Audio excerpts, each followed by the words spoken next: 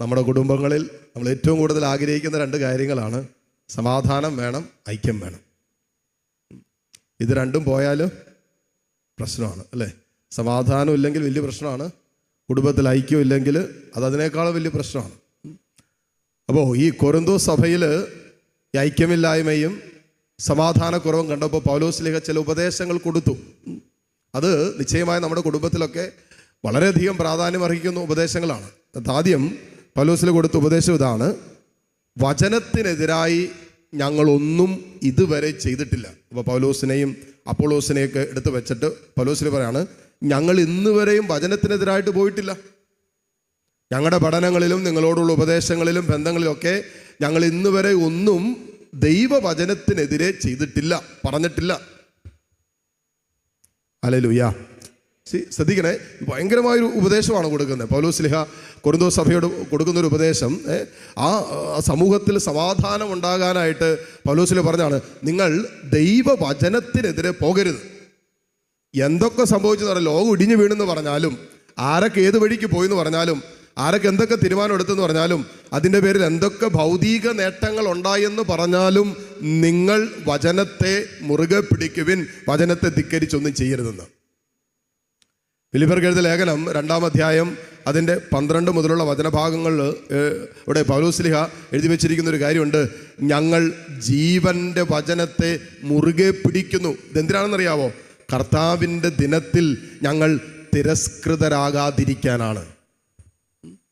കർത്താവിനെ കണ്ടുമുട്ടുന്ന ദിവസത്തിൽ ഞങ്ങൾ തിരസ്കൃതരാകാതിരിക്കാൻ ജീവൻ്റെ വചനത്തെ ഞങ്ങൾ മുറുകെ പിടിക്കുന്നു എന്ന് പറഞ്ഞ് ഒരു കോംപ്രമൈസും ഇല്ല. നമ്മളെങ്ങനെയാണെന്നറിയാവോ? ഏറ്റവും അധികം കോംപ്രമൈസ് ചെയ്യുന്ന എന്നാണെന്നറിയാവോ? നമ്മൾ ദൈവത്തോടും വചനത്തോടുള്ള ബന്ധമാണ്. അത് നമ്മൾ എന്ത് വേണമെങ്കിലും കോംപ്രമൈസ് ചെയ്യും. എന്നാൽ ചിലപ്പോൾ മനുഷ്യരോടുള്ള ബന്ധം നമ്മൾ കോംപ്രമൈസ് ചെയ്യില്ല. അയ്യോ, അത് കോംപ്രമൈസ് ചെയ്യാൻ പറ്റും, അയ്യോ അവരെന്നാ വിചാരിക്കും, ഇവരെന്നാ വിചാരിക്കും, അല്ലെങ്കിൽ ആ ബന്ധം മുറിഞ്ഞു പോയാലോ എന്ന് കരുതി ദൈവത്തോടുള്ള ബന്ധം മൂലം മുറിയുന്ന തീരുമാനങ്ങൾ എടുക്കാൻ നമ്മൾ തയ്യാറാകും. ഒരു മനുഷ്യനോടുള്ളൊരു ബന്ധം തകർന്നു പോകുമോ, അല്ലെങ്കിൽ അവൻ ഇനി എന്നോട് കൂട്ടുകൂടാതിരിക്കോ, അവരെൻ്റെ വീട്ടിൽ വരാതിരിക്കോ, സംസാരിക്കാതിരിക്കോ, അവരെന്നെ സ്നേഹിക്കാതിരിക്കോ എന്നൊക്കെ കരുതിയിട്ട് ചിലപ്പോൾ ദൈവത്തോടുള്ള ബന്ധം മുറിയുന്ന തീരുമാനങ്ങൾ എടുക്കാനും ആ തീരുമാനങ്ങളിൽ നിലനിൽക്കാനും, അങ്ങനെ ആത്മരക്ഷ അപകടത്തിലാക്കുന്ന ജീവിത ശൈലിയിലായിരുന്നു കൊണ്ട് മനുഷ്യബന്ധങ്ങളിൽ നിലനിൽക്കാനുള്ള ഒരു പൈശാചിക പ്രവണത ശത്രു നമുക്ക് തരും. നമ്മൾ ശ്രദ്ധിക്കേണ്ടതുണ്ട്. ഹല്ലേലൂയ. നമുക്ക് പ്രധാനപ്പെട്ടത് ദൈവത്തോടുള്ള ബന്ധവും ദൈവവചനത്തോടുള്ള ബന്ധവും. വിശുദ്ധരുടെ ജീവിതം നോക്കിയാൽ, അനേകം വിശുദ്ധാത്മാക്കളുടെ ജീവിതം നോക്കിയാൽ, ഒരിക്കലും ദൈവവചനത്തോട് കോംപ്രമൈസ് ചെയ്തില്ല എന്നുള്ളതാണ്. ബാക്കി എന്ത് നമുക്ക് കോംപ്രമൈസ് ചെയ്യാം?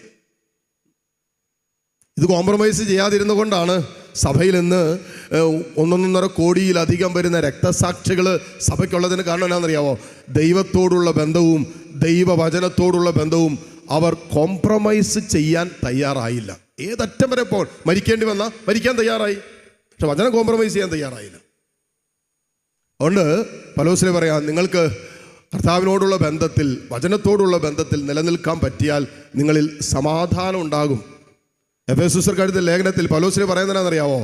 നിന്റെ സമാധാനത്തിൽ നിലനിൽക്കാൻ ആത്മാവിൻ്റെ ബന്ധം സ്ഥാപിക്കാനാണ് പറഞ്ഞത്. ദൈവത്തോടുള്ള ബന്ധം നിങ്ങൾ സ്ഥാപിച്ചു കഴിഞ്ഞാൽ സമാധാനം ഉണ്ടെന്നാണ് പറഞ്ഞത്. അപ്പോൾ നമുക്ക് ഈ സമാധാനത്തിൽ നിറയെ ഏറ്റവും പ്രധാനപ്പെട്ട എന്താണെന്നറിയാമോ? ദൈവത്തോടും ദൈവവചനത്തോടും ആഴമായ ബന്ധമുണ്ടായിരിക്കുകയും ദൈവത്തെയും ദൈവവചനത്തെയും മുറുകെ പിടിച്ചുകൊണ്ടുള്ള ഒരു ജീവിതം നയിക്കാൻ തയ്യാറാണെങ്കിൽ സമാധാനമുണ്ട്. കാരണം എന്താ? ഇത് രണ്ടും നിലനിൽക്കുന്നതായതുകൊണ്ട് ഇത് നമുക്ക് തരുന്ന സമാധാനവും നിലനിൽക്കുന്നതാണ്. Praise the Lord. സന്തോഷത്തോടെ പറഞ്ഞേ ഹല്ലേലൂയ, ഹല്ലേലൂയ. ഒന്നാമത്തെ ഉപദേശം എന്താണ് സമാധാനം ഉണ്ടാകാനുള്ളത്? ദൈവവചനത്തെ മുറുകെ പിടിക്കണം, കോംപ്രമൈസ് ചെയ്ത്. രണ്ടാമത് പൗലോസ്ലീഹ കൊരിന്തോസ് സഭയോട് പറയുന്നൊരു കാര്യമാണ്: നിങ്ങൾ ഒന്നിനെക്കുറിച്ചും അഹങ്കരിക്കരുത്. എല്ലാം ദാനമായി കിട്ടിയതാണ്, അതുകൊണ്ട് ഒന്നിനെക്കുറിച്ചും നിങ്ങൾ അഹങ്കരിക്കരുത്. കാരണം എന്നാണെന്നറിയാമോ? അവരുടെ ഇടയിൽ ഉണ്ടായിരുന്ന ഒരു പ്രശ്നമാണ്. കുറച്ച് ദിവസങ്ങൾക്ക് മുമ്പുള്ള വായനയിൽ നമ്മൾ കണ്ടതാണ്. ഞങ്ങൾ അപ്പോളോസിൻ്റെയാണ്, ഞങ്ങൾ പൗലോസിൻ്റെയാണെന്നൊക്കെ പറഞ്ഞുകൊണ്ട് ഇവരുടെ ഇടയിൽ ഒരു വിഭാഗീയ ചിന്തയുണ്ടായി. കാരണം ഞങ്ങൾ അല്പം കൂടി ആത്മീയമായിട്ട് വളർന്നവരാണ് എന്ന് കാണിക്കാൻ വേണ്ടിയിട്ട് ഒരു ആത്മീയ അഹങ്കാരം ചിലർ കൊണ്ട് നടക്കുന്നുണ്ടായിരുന്നു. ഇവിടെ ഞങ്ങൾ പൗലോസിൻ്റെയാണ്, ഞങ്ങൾ അപ്പോളോസ്. അവിടെയാണ് പൗലോസിന് പറഞ്ഞ് അപ്പോളോസ് നട്ടു അല്ലെങ്കിൽ പൗലോസ് നനച്ചു, വളർത്തുന്നത് ദൈവമാണ് എന്ന് പറയുന്നില്ലേ? ഒന്നിനെക്കുറിച്ച് നമ്മൾ അഹങ്കരിക്കരുത്. ചിലപ്പോഴെങ്കിലൊക്കെ കഴിഞ്ഞ ദിവസം എന്നെ കാണാൻ വന്നൊരു സൈക്കോളജിസ്റ്റ് ആ പെങ്കൊച്ച് പറഞ്ഞാണ്, ഒരു പെങ്കൊച്ചിനെ ഒരു റിലേഷൻഷിപ്പുമായി ബന്ധപ്പെട്ട് വന്നൊരു പെങ്കൊച്ചാണ്. അവളുടെ പഠനം, ഫ്യൂച്ചർ എല്ലാം തകർന്ന് കിടക്കുവാണ്. ഇവളടുത്ത് 1.5 മണിക്കൂർ സമയം ഈ പെങ്കൊച്ചിരുന്ന് സംസാരിച്ചു. ഇത്രയും സംസാരിച്ചിട്ടും അവൾ ഒരു അല്പം പോലും അനങ്ങാൻ പോലും കൂട്ടാക്കുന്നില്ലെന്നാണ് പറഞ്ഞത്. അത്ര കണ്ട അഹങ്കാരം ഹൃദയം കഠിനമാക്കുന്ന അവസ്ഥയിലേക്ക് അവൾ എത്തിച്ചു. എല്ലാ വരുംവരായികളും അവൾ കടന്നുപോയ വഴികൾ, പാപത്തിൻ്റെ വഴികൾ, തെറ്റിൻ്റെ വഴികൾ, ഇതെല്ലാം മനസ്സിലാക്കിയിട്ടും പെങ്കൊച്ചു പറഞ്ഞ എൻ്റെ 1.5 മണിക്കൂർ വെറുതെ പോയത് മിച്ചം വെച്ചാണ്, അനങ്ങുന്നില്ലെന്നാണ് പറഞ്ഞത്. എന്ന് പറഞ്ഞാൽ ഹൃദയം കഠിനമായി പോയി. ഹൃദയം കഠിനമായി പോയത് എങ്ങനെ? അഹങ്കാരം കൊണ്ടാണ്. ദൈവത്തെക്കാളും വലുതാണെന്നുള്ള ചിന്തയാണ്. അതുകൊണ്ടാണല്ലോ ദൈവിക നിയമങ്ങൾ വരുമ്പോൾ നമ്മളതിനെ തിരസ്കരിച്ചിട്ട് എൻ്റെ ഇഷ്ടം, എൻ്റെ ആഗ്രഹമാണ് അതിനേക്കാൾ ഉന്നതമായിട്ട് നമ്മൾ മുറുകെ പിടിക്കാനുള്ള കാരണം എന്താ? ഞാൻ ദൈവത്തെക്കാളും വലുതാണെന്നും ഞാനെടുക്കുന്ന തീരുമാനങ്ങൾ ദൈവം എനിക്ക് തന്നിട്ടുള്ള തീരുമാനങ്ങളെക്കാളും എനിക്ക് നല്ലതാണെന്നുള്ള ഒരു തെറ്റിദ്ധാരണ, തെറ്റായ ബോധ്യം എൻ്റെ മനസ്സിൽ പിശാച് തന്നിരിക്കുന്നുണ്ടല്ലേ? ഇത് അഹങ്കാരത്തിൻ്റെ ലക്ഷണമാണ്. അതുകൊണ്ട് പറയണം, ഒന്നിനെക്കുറിച്ചും അഹങ്കരിക്കരുത്. ഇപ്പം ഈ പിള്ളേരൊക്കെ, നമ്മുടെ പിള്ളേരൊക്കെ കുറേ ന്യൂ ജനറേഷനൊക്കെ കമ്പ്യൂട്ടറും സിസ്റ്റവും ആർട്ടിഫിഷ്യൽ ഇൻ്റലിജൻസും ഒക്കെ ആയിട്ട് ബന്ധപ്പെട്ട ഒത്തിരി കാര്യങ്ങളൊക്കെ അറിയാം. ഇപ്പോൾ വീട്ടിലിങ്ങനെ സംസാരിച്ച് പിടിച്ചൊക്കെ വരുമ്പോൾ പിള്ളേരൊക്കെ അപ്പനോടോ അമ്മയോടൊക്കെ ചോദിക്കുന്ന, പ്രായമായ മാതാപിതാക്കളോട് ചോദിക്കുന്ന ചില ചോദ്യമുണ്ട്. നിങ്ങൾക്ക് എന്തറിയാം? നിങ്ങൾക്ക് എന്തറിഞ്ഞിട്ടായി പറയുന്നത്? നിങ്ങൾക്ക് വല്ലതും അറിയാവോ? പിള്ളേർ ചോദിക്കുന്ന അഹങ്കാരത്തോടെ ഈ മക്കൾ മാതാപിതാക്കൾ, നിങ്ങൾക്ക് എന്തറിയാം? ഞങ്ങൾക്കറിയാവുന്നത്ര നിങ്ങൾക്കറിയാവോ? ഈ അറിവ് ഇവന് എവിടെ നിന്നാണ് കിട്ടിയേ? ഈ അപ്പനും അമ്മയും ചോര നീരാക്കി കഷ്ടപ്പെട്ട് രാവിലെ മുതൽ രാത്രി വരെ അധ്വാനിച്ച് ഇവനെ പഠിക്കാൻ വിട്ടിയതുകൊണ്ടല്ലേ ഇവന് അറിവ് കിട്ടിയേ. ഇല്ലായിരുന്നെങ്കിലോ എവിടെയെങ്കിലും പെട്രോൾ പമ്പിലോ കടയിലൊക്കെ നിന്ന് പണിയെടുത്ത് സ്വന്തമായിട്ട് കഷ്ടപ്പെട്ട് പഠിക്കേണ്ടി വന്നേനെ. ഇപ്പം മാതാപിതാക്കളുടെ അധ്വാനവും കഷ്ടപ്പാടും ഒരുപക്ഷെ അവരുടെ സന്തോഷവും ഒക്കെ ബലികഴിച്ചും പരിത്യജിച്ചും കൊണ്ടാണ് ഈ മക്കളെ വളർന്നങ്ങോട്ട് വലുതാകുമ്പോൾ ചോദിക്കും, നിങ്ങൾക്ക് എന്തറിയാം? നിങ്ങൾ ലോകം കണ്ടിട്ടുണ്ടോ? ഞങ്ങൾ പഠിച്ചത്ര നിങ്ങൾ പഠിച്ചിട്ടുണ്ടോ? ചിലപ്പോൾ പഠിക്കാൻ സാഹചര്യം ഉണ്ടായിട്ടും അല്ലേ, ചിലപ്പോൾ അങ്ങനെ ഒരു സാഹചര്യം ഉണ്ടായിരുന്നില്ലായിരിക്കാം. പണ്ടത്തെ കാലമല്ലേ.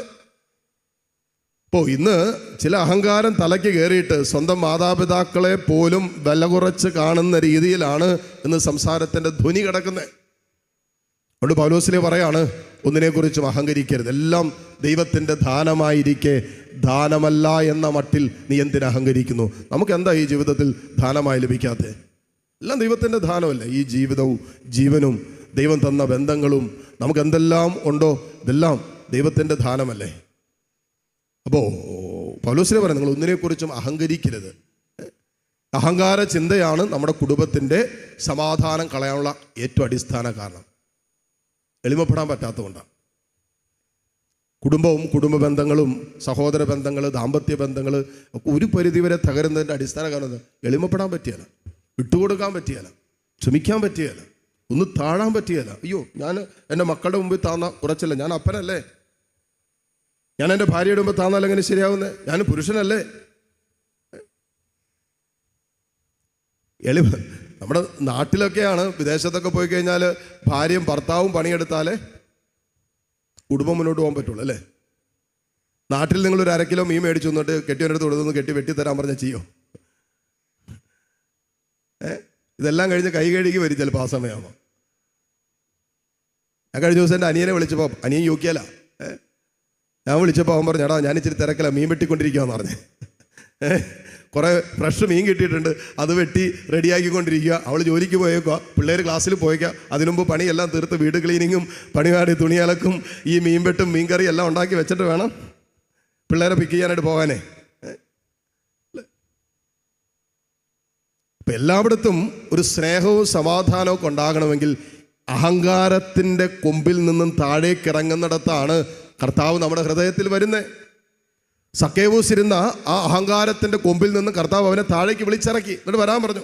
അവൻ ഇറങ്ങാൻ തയ്യാറായപ്പോൾ സംഭവിച്ചെന്നാ, അവൻ്റെ ജീവിതത്തിലേക്ക് കർത്താവ് ഇറങ്ങിച്ചെന്നു. ഹല്ലേലൂയ. ഹല്ലേലൂയ. അതുകൊണ്ട് നമ്മളെ തന്നെ ആത്മശോധന ചെയ്യേണ്ട വിഷയമാണ്. നമ്മുടെ അഹങ്കാരം കൊണ്ടാണോ, സ്വാർത്ഥത കൊണ്ടാണോ, നമ്മുടെ തീരുമാനങ്ങൾ കൊണ്ടും നമ്മുടെ പിടിവാശി കൊണ്ടൊക്കെയാണോ കുടുംബത്തിൽ സമാധാനം ഇല്ലാത്തത്? അങ്ങനെയെങ്കിൽ തിരുത്തപ്പെടേണ്ടത് നമ്മളാണ്, മാറേണ്ടത് നമ്മളാണ്. നമ്മളെല്ലാവരെയും മാറ്റാൻ വേണ്ടിയിട്ടാണ് പ്രാർത്ഥിച്ചുകൊണ്ടിരിക്കുന്നത്. ചിലപ്പോൾ എല്ലാവരും മാറിയാലും കുടുംബത്തിൽ സമാധാനം ഉണ്ടാവണമെന്നില്ല. കാരണം എന്താ? സമാധാനം കളഞ്ഞുകൊണ്ടിരിക്കുന്നത് ഞാനായതുകൊണ്ട് അല്ലേ? ഇപ്പോൾ മാറേണ്ടത് ഞാനാണ് എൻ്റെ കുടുംബത്തിൻ്റെ സമാധാനവും സന്തോഷവും സ്വസ്ഥതയൊക്കെ കളയുന്നതെങ്കിൽ ബാക്കിയുള്ളവർ കഷ്ടപ്പെട്ടും അധ്വാനിച്ചും പ്രാർത്ഥിച്ചും മാക്സിമം ക്ഷമിച്ചും എളിമപ്പെട്ടും മനസ്സിലാക്കിയൊക്കെ പോയിട്ട് ഇതിലേക്കൊന്നും എനിക്ക് എന്നെ പ്ലേസ് ചെയ്യാൻ പറ്റുന്നില്ല എങ്കിൽ ഞാനാണ് മാറേണ്ടത്. പ്രൈസലോ, ഹല്ലേലൂയ. നമ്മളത് അവിടെയാണ് ഈ അഹങ്കാരം, അതിന് നമ്മളെ സമ്മതിക്കുകയില്ല. അതുകൊണ്ട് എളിമപ്പെടാനുള്ള കൃപയാണ് നമുക്ക് വേണ്ടത്. എളിമപ്പെടാൻ, കാരണം ഈശോ കാൽവരിയോളം എളിമപ്പെട്ടവനാണ്, കുരിശോളം എളിമപ്പെട്ടവനാണ്. ഒരാൾക്ക് കിട്ടാവുന്ന ഏറ്റവും, നമ്മൾ പറയല്ലേ, ഈ പരിഹാസ വിഷയമായ മരണമാണ് കുരിശിൽ തറച്ചു കൊള്ളുക എന്ന് പറഞ്ഞാൽ. അത്രമാത്രം അവൻ എളിമപ്പെട്ടു എന്നതിൻ്റെ അടയാളം കൂടിയാണത്. ഇന്നും നിങ്ങൾ നസ്രത്തിൽ ചെന്ന് കഴിഞ്ഞാൽ, നമ്മുടെ നേറ്റിവിറ്റി ചർച്ചിൽ ചെന്ന് കഴിഞ്ഞാൽ, അതായത് ഈശോ ജനിച്ച സ്ഥലത്ത് ചെന്ന് കഴിഞ്ഞാൽ, അപ്പം ആ ദേവാലയത്തിലേക്ക് കയറാനായിട്ട് നമ്മൾ സാധാരണ നമ്മുടെ ഡോറിൻ്റെയൊക്കെ ഹൈറ്റ് എന്ന് പറഞ്ഞാൽ നമ്മുടെ തലയ്ക്ക് മീതെ നിൽക്കും അല്ലേ? അത് ഇത്രേ ഉള്ളൂ. ഇങ്ങനെ കുനിഞ്ഞ് കയറിയാലേ അതിനുള്ളിൽ കയറാൻ പറ്റുള്ളൂ. അവന്മാർക്ക് ആ തല്ലിപ്പൊളിച്ച് വലുതാക്കാൻ പറ്റാഞ്ഞിട്ടാണ് ആണോ? അല്ല. കാലിത്തൊഴുത്തിൽ പിറന്നവനെ കാണാൻ ഉള്ളിൽ കയറുമ്പോൾ എളിമയുള്ള ഹൃദയത്തോടെ പ്രവേശിക്കണമെന്നുള്ളതിന് അടയാളമായിട്ടാണ് വെച്ചേക്കുന്നത്. എളിമപ്പെടാൻ, ക്രിസ്തു നിന്നിൽ ജനിക്കാൻ നീ എളിമപ്പെടേണ്ടതുണ്ട് എന്നുള്ള സന്ദേശം തരുന്നത്. ഇത്രയും വലിയ ദേവാലയം, ഇത്രയും വർഷം പഴക്കമുള്ള ദേവാലയത്തിൻ്റെ കവാടം എന്ന് പറഞ്ഞ് ഇത്രയേ ഉള്ളൂ. അതിൽ കൂടി ഒരാൾക്ക് കഷ്ടി തിങ്ങി കയറാവുന്ന രീതിയിൽ അവരത് വെച്ചിരിക്കുന്നത്.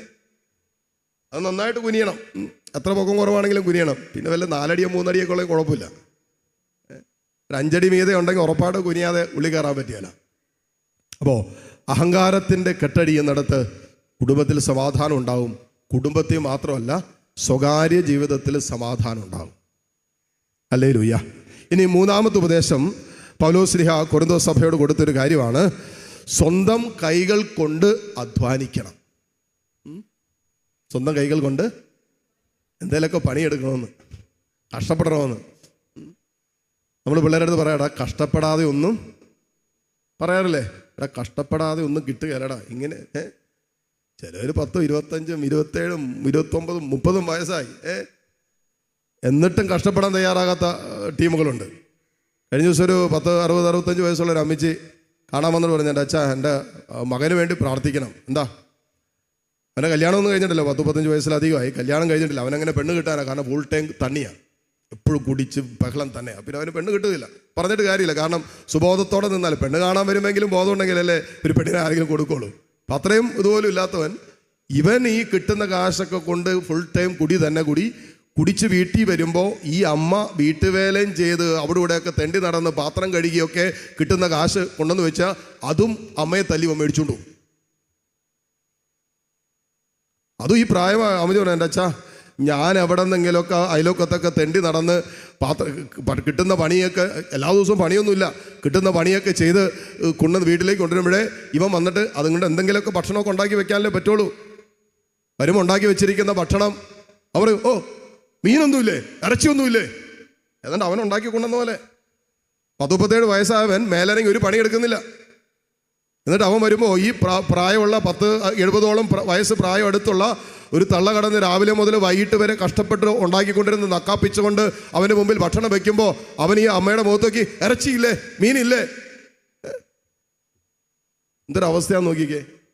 പൗലോസ് പറയുന്നതാണ്, അധ്വാനിക്കാത്തവൻ ഭക്ഷിക്കാതിരിക്കട്ടെ എന്നാണ് പറയുന്നത്. ചില പിള്ളേരൊക്കെ ഉണ്ടല്ലോ, വീട്ടിലേതാണ്ട് ഫുൾ ടൈം ശവാസനയാണ്, യോഗ പ്രാക്ടീസാണ്, ഫുൾ ടൈം കിടപ്പാണ്, കിടപ്പ് തന്നെ കിടപ്പ്. കയ്യിലൊരു മറ്റേ കുന്ത്രാണ്ടം ഉണ്ടാവും, ഫോണും ഉണ്ടാവും. ചിലരുടെയൊക്കെ തോണ്ടൽ കണ്ടു കഴിഞ്ഞാൽ ഇത് തോണ്ടി വൈകിട്ടാവുമ്പോൾ എന്തോ ശമ്പളം കിട്ടുന്ന പോലെ തിന്നാനായിട്ട്. അവരുടെ അധ്വാനം കണ്ടു കഴിഞ്ഞാൽ ഇത് തോണ്ടി വൈകിട്ട് ഒരു 5 മണിയാകുമ്പോൾ പണി കഴിഞ്ഞ് എന്തോ ഇവർക്ക് ഒരു കരി കിട്ടുന്ന പോലെ ചെയ്തുകൊണ്ടിരിക്കുന്നത്. എന്തോ ഒരു സമയമാണെന്നറിയാമോ? അതുകൊണ്ടാണ് പൗലോസ് പറയുന്നത് നിങ്ങളുടെ സമയം പൂർണ്ണമായും പ്രയോജനപ്പെടുത്ത്, നിങ്ങളുടെ സമയം പൂർണ്ണമായും പ്രയോജനപ്പെടുത്ത് എന്ന് പൗലോസ് പറയുന്നത്. അതുകൊണ്ടാണ് ഇതിങ്ങനെ അലസതയുടെ ഒരു ദുരാത്മാവ് ഇന്ന് നമ്മുടെ തലമുറകളെ ശരിക്കും എനിക്കൊന്ന് കൊറോണ കഴിഞ്ഞപ്പോൾ ഈ സ്പിരിറ്റ് ശക്തമായിട്ട് പ്രവർത്തിക്കുന്നുണ്ട്. അതായത് ഒന്നും ക്രിയേറ്റീവായിട്ടും ഒന്നും നമ്മൾ പറയില്ലേ, തങ്ങളിൽ നിന്ന് തന്നെ എന്തെങ്കിലുമൊക്കെ ക്രിയേറ്റീവായിട്ട് പുറത്തേക്ക് വരാത്ത രീതിയിൽ വല്ലാതെ അലസമായിട്ട് മുഴുവൻ സമയം സ്പെൻഡ് ചെയ്യുക. ബാക്കിയെല്ലാം അത് ഫുൾ ടൈം ചിലപ്പോൾ ഇതിന് പ്രാർത്ഥിക്കാൻ സമയം ഉണ്ടാവില്ല, അവർക്ക് ദേവാലയ ബന്ധത്തെ ജീവിതം ഉണ്ടാവില്ല, ആത്മീയ കാര്യങ്ങളോട് താല്പര്യം ഉണ്ടാകണമെന്നില്ല. കാരണം ഈ അലസതയുടെ സ്പിരിറ്റാണ് പ്രവർത്തിച്ചുകൊണ്ടിരിക്കുന്നത്. എന്നാൽ മണിക്കൂറുകൾ ചിലപ്പോൾ മൊബൈൽ ഫോണിൽ വീഡിയോ ഗെയിം കളിക്കും, റീൽസ് കാണും, എത്ര മണിക്കൂർ വേണമെങ്കിലും ടി വി കാണാൻ, സിനിമ കാണാൻ, കിടന്നുറങ്ങാൻ. ചിലരുടെയൊക്കെ ജീവിതത്തിൻ്റെ ആയുസിൻ്റെ പകുതി ഉറങ്ങിത്തീരുക. ഞാൻ ആലോചിക്കുമായിരുന്നു, അവരുടെ ആയുസ് ആദ്യം തീർക്കുവാണെങ്കിൽ ബാക്കി അവരുടെ വല്ല പെട്ടി വെച്ച് അടച്ചു വെച്ചാൽ മതി. കാരണം പിന്നെ ഫുൾ ടൈം ഉറക്കോ. 24 മണിക്കൂറിൽ 10-16 മണിക്കൂർ ഉറങ്ങുന്നവരെയൊക്കെ ഉണ്ടെന്നാ ഒരു ചേച്ചി എൻ്റെ പറഞ്ഞു. എന്താ വെച്ചാൽ എൻ്റെ മകള് ചില സമയത്ത് ഞാൻ പോയിട്ട് അനക്കി നോക്കും, ഇത് സാധനം പോയോ ഇല്ലെന്ന് അറിയണ്ടേ. വെള്ളവും വേണ്ട, ഭക്ഷണവും വേണ്ട, 10-16 മണിക്കൂറായിട്ട് ഒരേ കിടപ്പ. എന്നാൽ ഇന്നലെ നൈറ്റ് ഡ്യൂട്ടി കഴിഞ്ഞ് വന്നിട്ടാണെങ്കിൽ നമുക്ക് വിചാരിക്കും തലേ ദിവസം നൈറ്റ് ഡ്യൂട്ടിയൊക്കെ കഴിഞ്ഞിട്ടാണ് വന്നതെങ്കിൽ നമുക്ക് വിചാരിക്കും തലേ ദിവസത്തെ നൈറ്റ് ഡ്യൂട്ടി കഴിഞ്ഞ് വന്നതിൻ്റെ ക്ഷീണം കൊണ്ട് ഉറങ്ങിയതാണെന്ന്. ഇത് കഴിഞ്ഞ ദിവസം 18 മണിക്കൂർ ഉറങ്ങിയ ടീമാണ് പിറ്റേ ദിവസം 16 മണിക്കൂർ ഉറങ്ങിക്കൊണ്ട്. അപ്പോൾ അമ്മ വിചാരിച്ചു ഇവിടെ വല്ല തട്ടിപ്പോയോ എന്നൊക്കെ അറിയാൻ വേണ്ടി ഇടയ്ക്ക് വന്ന് കുലിക്കുകയൊക്കെ നോക്കുമെന്നാണ് പറഞ്ഞു. അലസത അല്ലെങ്കിൽ അലസൻ്റെ മനസ്സ് പിശാചിൻ്റെ പണിപ്പുരയാണ് എന്നാണ് വചനം പറയുക. നമ്മൾ അധ്വാനിക്കണം. നമ്മളെ ഏൽപ്പിച്ചിരിക്കുന്ന ദൗത്യം, നമ്മളെ കൊണ്ട് ചെയ്യാൻ പറ്റുന്ന അധ്വാനം നമ്മൾ എടുക്കണം. തിന്ന പാത്രം പോലും ഒന്ന് സിങ്കിലെങ്കിലും കൊണ്ടുപോയിടാം, അതില്ലാത്ത ടീമുകളുണ്ട്. 10-28 വയസ്സായിട്ട് എനിക്ക് പറയാൻ വിഷമമുണ്ട്. തങ്ങളുടെ ഇന്നർ വെയർ പോലും അലക്കാത്ത ടീമുകളുണ്ട്. കെട്ടിക്കാൻ പ്രായമായി എന്നിട്ട് അത് അലക്കുന്ന അപ്പനമ്മയാണ്. എന്തൊരു ദുരവസ്ഥയാണെന്ന് ആലോചിച്ച് നോക്കിയേ. ചിലരുടെയൊക്കെ മുറി കയറി കഴിഞ്ഞാൽ അതുമല്ല പാമ്പിന് പറ്റി കിടക്കാനുള്ള സ്ഥലമാണെന്ന്, പെട്ട് മുട്ടയിട്ട് കിടക്കാനുള്ള സ്ഥലമാണെന്ന് വിചാരിച്ചു. അത്ര അലസ അതിന് നടുക്ക് കിടക്കുകയും ചെയ്യും. ചിലപ്പോൾ ചീഞ്ഞ് നാറിക്കൊണ്ടിരിക്കുകയായിരിക്കും. ദിവസങ്ങളായിട്ട് അലക്കിയിട്ടുമില്ല, കുളിച്ചിട്ടുമില്ല. ഇതിൻ്റെ നടുക്ക് ഇത് എങ്ങനെ കയറി കിടക്കുന്ന നമുക്ക് ചില സമയത്ത് ചിലയിടങ്ങളിൽ ചെല്ലുമ്പോൾ നമുക്ക് തോന്നിപ്പോവും. ഇതൊക്കെ അലസതയുടെ അടയാളങ്ങളാണ്. സർവ്വത്ത് പറഞ്ഞ ഹല്ലേലൂയാ. അതുകൊണ്ട് നമ്മളെല്ലാവരും ഒരു കുടുംബത്തിൽ ഒരു കുടുംബം മുന്നോട്ട് പോകണമെങ്കിൽ കൂട്ടായ അധ്വാനം ആവശ്യമാണ്. ഒരാൾ മാത്രം കടന്ന് രാവിലെ മുതൽ വൈകിട്ട് വരെ പണിയെടുക്കും, ജോലിക്ക് പോയിട്ട് തിരിച്ചു വന്നിട്ട് വേണം പിന്നെ വീട്ടിലെ പണിയെടുക്കാൻ, ഭക്ഷണം ഉണ്ടാക്കാൻ, പാത്രം കഴുകാൻ, തുണി അലക്കാൻ. അപ്പോൾ അപ്പുറത്ത് താണ്ട് ഒരു റൂമിൽ വെറുതെ കിടക്കുന്നത് 10-25 വയസ്സായവൻ വെറുതെ ചാരികസരെ കടന്നിട്ട് തെറിയും പറഞ്ഞുകൊണ്ട് നടക്കുന്നത്. ഭക്ഷണമായില്ലേ, ഫുഡായില്ലേ എന്നൊക്കെ പറഞ്ഞുകൊണ്ട്. കുടുംബത്തിൻ്റെ സമാധാനം കുടുംബത്തിൽ ഒരുമിച്ചുള്ള അധ്വാനമാണ്. അതുകൊണ്ട് അത് ഭൗതിക അധ്വാനം മാത്രമല്ല, ആത്മീയ അധ്വാനവും ഒരുമിച്ചുള്ള ആത്മീയ അധ്വാനം വേണം. ഒരുമിച്ച് പ്രാർത്ഥിക്കാൻ, ഒരുമിച്ച് ദൈവത്തെ വിളിക്കാൻ, ഒരുമിച്ച് സ്നേഹത്തിൽ വളരാൻ, ഒരുമിച്ച് വിശുദ്ധിക്ക് വേണ്ടി പരിശ്രമിക്കാൻ, ഒരുമിച്ച് ആത്മീയ കാര്യങ്ങളുമായി ബന്ധപ്പെട്ട് ജീവിതത്തെ ക്രമപ്പെടുത്താനൊക്കെ ഉള്ള ഒരു ഐക്യമുണ്ടെങ്കിൽ, ഒരു അധ്വാനമുണ്ടെങ്കിൽ ആ കുടുംബത്തിൽ സമാധാനം തനിയെ വരും. സർവ്വത്തിൽ പറയാം ഹല്ലേലൂയാ, ഹല്ലേലൂയാ. ഇനി 4-മതായിട്ട് പൗലോസിലെ പറയുന്നൊരു കാര്യമാണ്, ഞങ്ങൾ നിന്ദിക്കപ്പെട്ടപ്പോൾ ഞങ്ങൾ അനുഗ്രഹിച്ചു, പീഡിപ്പിക്കപ്പെട്ടപ്പോൾ അടിപതറാതെ നിന്നു. ഭയങ്കരമായൊരു ഉപദേശമാണ്. ഞങ്ങൾക്ക് അടി കിട്ടിയപ്പോൾ ഞങ്ങൾ എന്തോ തിരിച്ചടിച്ചെന്നല്ലേ, അടി കിട്ടിയപ്പോൾ ഞങ്ങൾ എന്നാ പറഞ്ഞ, നിന്ദിക്കപ്പെട്ടപ്പോൾ ഞങ്ങൾ അനുഗ്രഹിച്ചു, അടി കിട്ടിയപ്പോൾ അടിപതറാതെ നിന്നു എന്നാ പൗലോസിനെ പറയുന്നത്. കുടുംബത്തിൽ എപ്പോഴും എന്തെങ്കിലുമൊക്കെ പ്രശ്നം ഉണ്ടാവും, അതിനകത്ത് ഒരു സംശയമില്ല. അപ്പോൾ നമ്മുടെ കുടുംബത്തിൽ അസ്വസ്ഥതകൾ ഉണ്ടാക്കുന്ന ചില ജീവിത സാഹചര്യങ്ങൾ, വ്യക്തികളൊക്കെ ഉണ്ടെങ്കിൽ പൗലോസിലെ പറഞ്ഞ് ഞങ്ങൾ അത്രയും നിന്ദിക്കപ്പെട്ടു, ഞങ്ങൾ ആരെയും ശപിക്കാൻ പോയില്ല, അതിൻ്റെ പേരിൽ കുത്തുവാക്കുകൾ പറയാൻ പോയില്ല, കളിയാക്കാൻ പോയില്ല, പരിഹസിക്കാൻ പോയില്ല, മറിച്ച് എന്താ അവരെ അനുഗ്രഹിച്ചു എന്നാണ് പറയുന്നത്. നിങ്ങളത് ആലോചിച്ചാൽ നമ്മുടെ കുടുംബത്തിൽ ഇങ്ങനെ എന്തെങ്കിലുമൊക്കെ അസ്വസ്ഥതകൾ ഉണ്ടാകുമ്പോൾ പരസ്പരം അനുഗ്രഹിച്ച് പ്രാർത്ഥിക്കാൻ തുടങ്ങിയാൽ, ആ പ്രശ്നത്തെ കൂടുതൽ വഷളാക്കാതെ പരസ്പരം അനുഗ്രഹിക്കാൻ, മനസ്സിലാക്കിക്കൊണ്ട് അവരെ അനുഗ്രഹിക്കാൻ, അവർക്ക് വേണ്ടി പ്രാർത്ഥിക്കാൻ തുടങ്ങിയാൽ എന്തു പെട്ടെന്നൊരു പ്രശ്നം തീരുമെന്നറിയാവോ? ഇതെങ്ങനെയാണെന്നറിയാമോ? നീ കാരണമല്ലേടി, നീ കാരണമല്ലേ, നിങ്ങളല്ലേ ഉണ്ടാക്കി, എന്നാൽ പിന്നെ നിങ്ങൾ ഇത് എന്നാ പറഞ്ഞുകൊണ്ടിരിക്കും. എന്നാൽ കുറച്ച് കഴിയുമ്പോൾ നിർത്തിയിട്ട് എന്നാൽ പോട്ടെ, നമുക്ക് പ്രാർത്ഥിക്കാം, നമുക്ക് തെറ്റുപറ്റി, അല്ലെങ്കിൽ എനിക്ക് തെറ്റുപറ്റി, അല്ലെങ്കിൽ നമുക്ക് തെറ്റുപറ്റി എന്ന് പറഞ്ഞ് നമ്മളൊന്ന് അനുഗ്രഹിക്കാൻ, അവരെ ഒന്ന് അനുഗ്രഹിക്കാൻ, അവർക്ക് വേണ്ടി പ്രാർത്ഥിക്കാനൊക്കെ തയ്യാറായാൽ കുടുംബത്തിൽ വലിയ സമാധാനം ഉണ്ടാകും. സാബത്ത് നന്നായിട്ട് ആചരിക്കണം. സാബത്തിൽ നിഷിദ്ധമായത് ചെയ്യരുത് എന്ന് പറഞ്ഞാൽ ഞായറാഴ്ച ദിവസം, സാബത്ത് ദിവസം അത് കർത്താവിന് കൊടുക്കണം. കർത്താവിൻ്റെ കാര്യങ്ങളിൽ ശ്രദ്ധയുള്ളവരായിരിക്കണം. കർത്താവിന് വേണ്ടി അധ്വാനിക്കണം.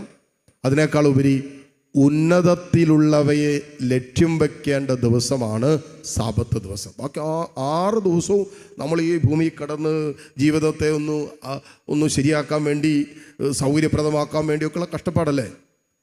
7ാമത്തെ ദിവസം റെസ്റ്റ് എന്ന് പറയുന്നത് റെസ്റ്റ് വിത്ത് ദ ലോർഡ്, ദൈവത്തോടൊപ്പം വിശ്രമിക്കേണ്ട ദിവസമാണ്. എന്ന് പറഞ്ഞാൽ അത് നിത്യതയിൽ അവനോടൊപ്പമുള്ള ഒരു സമയത്തെയാണ് 7ാം ദിവസം എന്ന് പറയുന്നത്. പൂർണ്ണതയുടെ ദിവസമാണ്. നിത്യതയിൽ അവനോടൊപ്പം വസിക്കേണ്ട നമ്മൾ നിത്യതയ്ക്ക് വേണ്ടി അധ്വാനിക്കണമെന്നാണ് 7ാം ദിവസത്തിൻ്റെ സന്ദേശം. സ്വർഗത്തിന് വേണ്ടി, സ്വർഗരാജ്യത്തിന് വേണ്ടി കൂടി നമ്മൾ സമ്പാദിക്കണം. 6 ദിവസം ലോകത്തിൽ നമ്മൾ അധ്വാനിക്കുന്നുണ്ട്, ലോകത്തിൻ്റെ കാര്യങ്ങൾ ക്രമീകരിക്കപ്പെടാൻ വേണ്ടി കഷ്ടപ്പെടുന്നുണ്ട്. നിത്യജീവന് വേണ്ടി, സ്വർഗത്തിന് വേണ്ടി കൂടി അധ്വാനിക്കണം എന്നുള്ള സന്ദേശമാണ് സാബത്ത് ദിവസം നമുക്ക് തരിക. അതുകൊണ്ടാണ് ഞായറാഴ്ച ദിവസമാണ് ചിലവർക്ക് എല്ലാ പണിയും മാറ്റി വെച്ചേക്കുന്നത്. തുണി അലക്ക്, വീട് ക്ലീനിങ്, ഷോപ്പിങ്, സകല പരിപാടിയും ഞായറാഴ്ചയാണ്. കർത്താവിന് എൻ്റെ ആത്മരക്ഷയെക്കുറിച്ച് ചിന്തിക്കാനുള്ള സമയമാണ്. പ്രാർത്ഥിക്കാൻ, കൂടുതൽ സമയം പ്രാർത്ഥിക്കാൻ, വചനം വായിക്കാൻ, ദേവാലയവുമായി ബന്ധപ്പെട്ട ജീവിതം നയിക്കാൻ, എൻ്റെ ആത്മരക്ഷയ്ക്ക് വേണ്ടി സ്വർഗം തന്നിരിക്കുന്ന സാധ്യതകളെ പ്രയോജനപ്പെടുത്തിക്കൊണ്ട് എൻ്റെ നിത്യജീവന് വേണ്ടി അധ്വാനിക്കാനുള്ള ദിവസമാണ് 7ാം ദിവസം സാബത്ത്. ഉന്നതത്തിലുള്ള കാര്യങ്ങളെക്കുറിച്ച് കൂടി ചിന്തിക്കാൻ, ആലോചിക്കാൻ, അധ്വാനിക്കാനുള്ള ദിവസമാണ് സാബത്ത് ദിവസം. ഇത് നമ്മൾ കുടുംബമായിട്ട് ചെയ്താലുണ്ടല്ലോ, സാബത്തിനെ കുടുംബമായി ബഹുമാനിക്കാൻ തുടങ്ങിയാലുണ്ടല്ലോ, കുടുംബത്തിൽ നമുക്ക് മൂടിവെക്കാനാകാത്ത രീതിയിലുള്ള സ്വർഗത്തിൻ്റെ അനുഗ്രഹങ്ങളുണ്ടാകും. സ്വർഗത്തെ മാനിക്കുന്നവനെ സ്വർഗം മാനിക്കും, ഒരു സംശയമില്ല. ഹല്ലേലൂയ. ഇത് സത്യക്രിസ്ത്യാനി പോലും ഞായറാഴ്ച രാവിലെ മുതൽ കടയും തുറന്നിരിക്കുന്നതാണ്. 6 ദിവസം കടയും തുറന്നിരുന്നാ. ഞായറാഴ്ച ദിവസം കുറച്ച് കൂടുതൽ കച്ചവടം കിട്ടുന്നതെന്നാണ് പറയുന്നത്. കാരണം പറയുന്നത് അവൻ ഞായറാഴ്ച ദിവസം അടച്ചിട്ട് 6 ദിവസം കർത്താവ് മര്യാദയ്ക്ക് അധ്വാനിച്ച് നോക്കിയേ. ഈ 6 ദിവസം അവൻ 7ാം ദിവസം കിട്ടുന്നതോടെ കർത്താവ് തരും. അതുകൊണ്ട് സാബത്ത് വിശിഷ്ടമായിട്ട് ആചരിക്കണമെന്ന് സ്വർഗം ആഗ്രഹിക്കുന്നു. ഈ 5 ഉപദേശങ്ങൾ നമ്മുടെ കുടുംബത്തിൽ സമാധാനവും ഐക്യവും നിറയ്ക്കും.